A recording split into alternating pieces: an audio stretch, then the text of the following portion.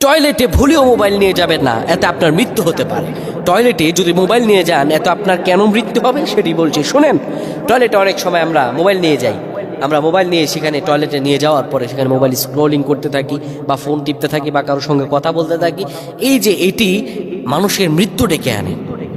এই মোবাইল নিয়ে যখন আপনি যান, টয়লেটের মধ্যে অনেক সময় জিন শয়তান থাকে যারা মানুষের মাথার মধ্যে ওয়াসওয়াসা দেয়।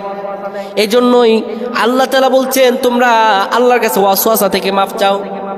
আল্লাযী ইউওয়াসউইসু ফি সুদুরিন নাস মিনাল জিন্নাতি ওয়ান নাস। আল্লাহ, আপনি আমার এই জিন শয়তান মানুষ শয়তান থেকে ওয়াসওয়াসা থেকে বাঁচান।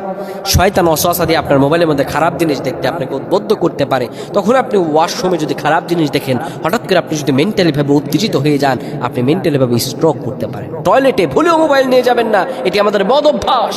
আমরা টয়লেটে বসে ফেসবুক স্ক্রলিং করি, আমরা টয়লেটে বসে কথা বলি, এটি কখনো করবেন না। এটি আপনার ভয়ঙ্কর বিপদ আনতে পারে।